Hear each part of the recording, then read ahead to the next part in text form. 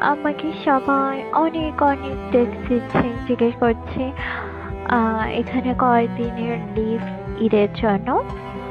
এত message reply দিতে পারলাম না, তাই ভাবলাম একটা ভিডিও করি।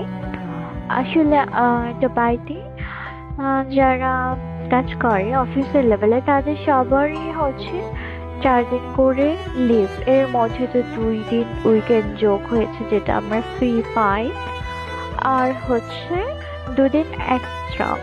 যদিও খারাপ লাগে কেন এত দিনের ছুটি পেলাম না, কারণ বাংলাদেশে আমি যখন ছিলাম বেক্সিম কোর্সে তখন অনেক ছুটি ছিল ঈদের জন্য।